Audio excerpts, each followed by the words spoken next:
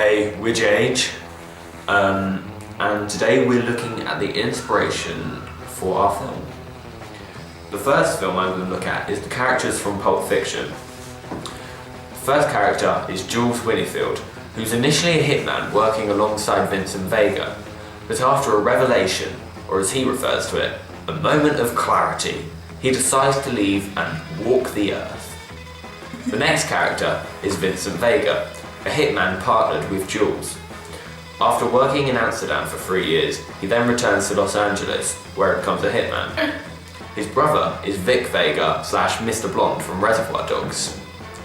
Next is Marcellus Wallace. He's a gang boss and husband to Mia Wallace. He's said to have thrown a man off of a building for giving Mia a foot massage. Then there's Butch. He's a boxer who kills his opponent in his last fight, and he's on the run from Marcellus Wallace, who's trying to kill him. Then there's Mia Wallace, Marcellus Wallace's wife, who's an actress from a failed TV pilot show, Fox Force 5. And finally, there's Ringo and Yolanda. They're petty thieves of liquor stores, but want to rob banks instead. However, they decide to rob restaurants. I'll be talking about Donnie Darko. First of all, Donnie is introduced when you see him waking up outside. This is peculiar as you wouldn't usually see a teenager waking up in such an isolated and open area. He again appears strange by his confusion and slow movements. He then has a sudden change of mood when he turns around and smiles at the camera. This creates a very sinister mood. It also hints that Donnie has a mental illness or psychological problem. He also has his average normal family. He argues with his brothers and sisters, as this shows that he's a typical teenage boy. Frank, who is a giant rabbit, he is someone who you think all along basically Donnie is hallucinating, but the question is Donnie seeing this person or is he real? He also has a love interest named Gretchen. Camera work. The camera slowly zooms into the protagonist in the middle of the road, creates a sense of mystery as you can't make out what it is at first.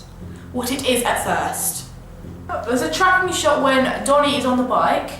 There's an extreme close-up of Donnie's medication to show the importance of it and to show that he has a mental illness. There's a high-angle shot of Sister crouched on the floor. It shows her fear and vulnerability. There's shot and reverse shot and over-the-shoulder shots to show when there's use of dialogue. There's a close-up of the clock. This shows the time when important events take place. A Steadicam shot is used when each character goes to the next around the school. There is a long shot of Donnie and students in class. It is used to distinguish how different Donnie is from his classmates.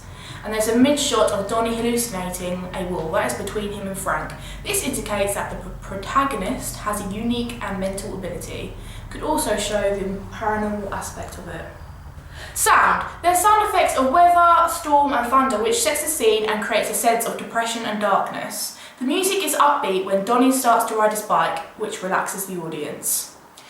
There is the sound of the ticking clock which shows how time is moving on. There is eerie music which stays in time with Donnie's footsteps. There's car horns and dog barking outside when the jet engine crashes into the house to create the sense of chaos. There is a monotone and mysterious drone when the knife is shown. It tells the audience the knife is going to be used as a danger or something criminal.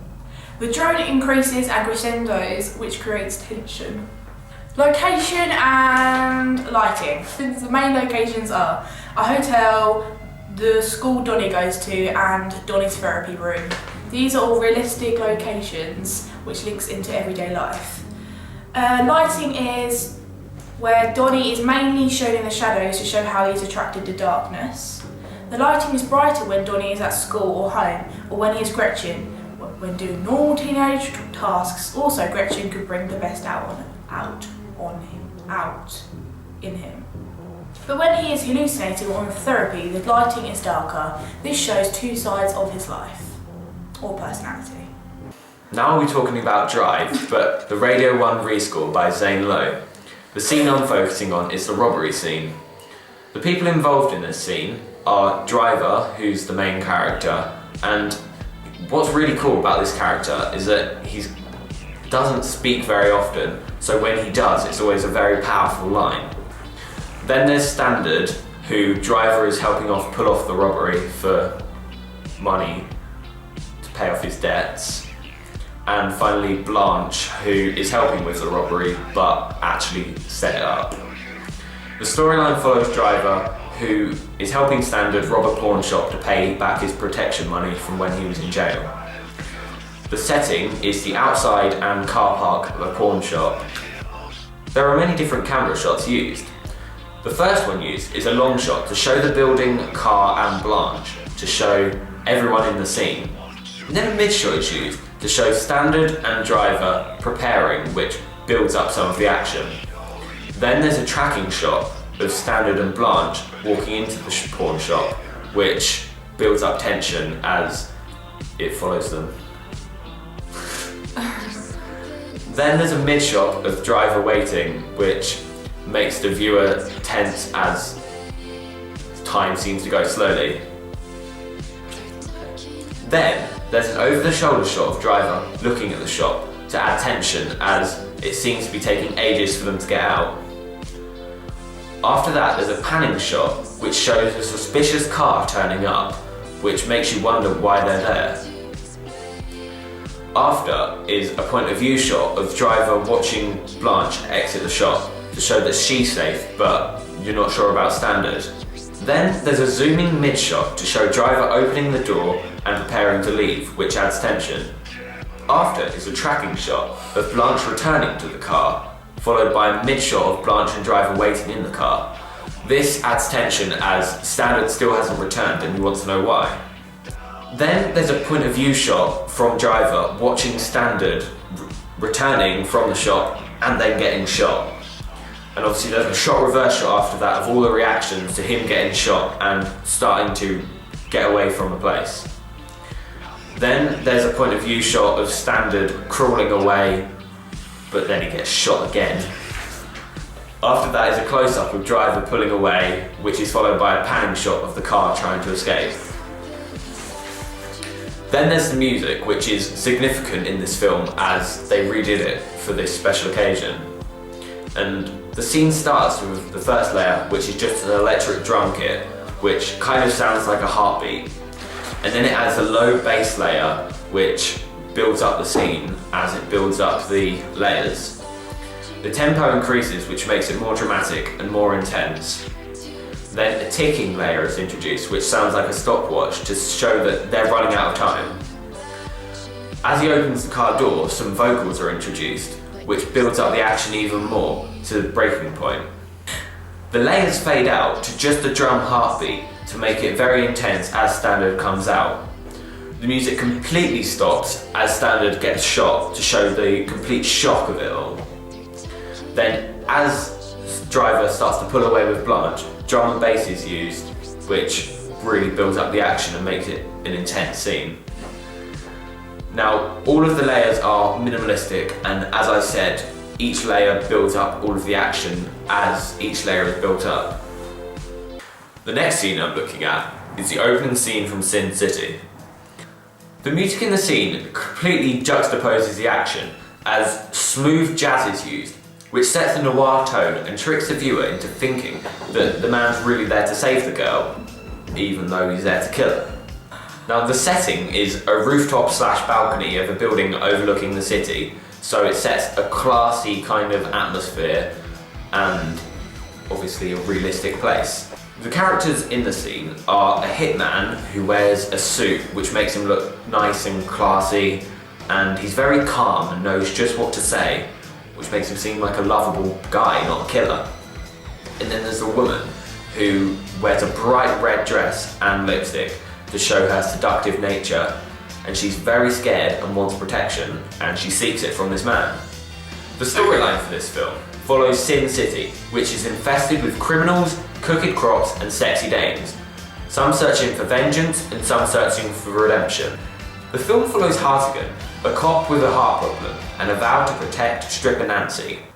Marv, the outcast misanthrope, on a mission to avenge the death of his one true love Goldie, and Dwight, the clandestine love of Shelley, who spends his nights defending Gail and her old town girls from Jackie Boy, a dirty cop with a penchant for violence.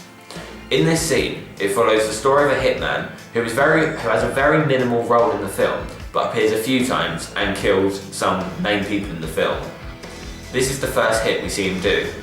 Now we're talking about the camera shots. The first one you see is a long shot of the woman, which shows her and how vulnerable she is compared to this big city. Then there's a mid shot of the woman, so you can see the man walking up to her and you want to know why he's there. After it's over the shoulder shot of the man talking to the woman and you can see his kind of calm, caring emotion.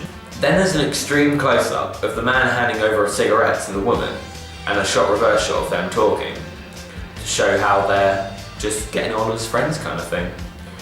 Then there's another extreme close-up of the lighter, and when the lighter is lit by her eyes with another close-up, her eyes go green, which sets the atmosphere for the film, as her eyes are supposed to be beautiful, and like most of the women in the film. Then there's a mid-shot of the woman facing away from the man to show how she's starting to reject him, and then a long shot of them kissing to show that they're in love, or so you think. And then there's a close-up of them hugging and kissing, and then him laying her down as he shoots her. And finally, there's a bird's eye view of the man comforting her dying body. This is all done with dialogue between both of the characters, or just a voiceover of him planning to kill the girl. The whole film is a black and white colour, with certain colours expressed on certain people to exaggerate them. So for example, the woman's red dress or her lipstick to show her best features.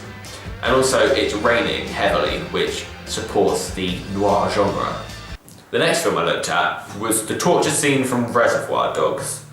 And the music which plays in it just completely juxtaposes the scene, as it's Stuck in the Middle of You by Steelers Wheel, which is an upbeat 70s song and doesn't fit with the action and makes it more unexpected when it occurs.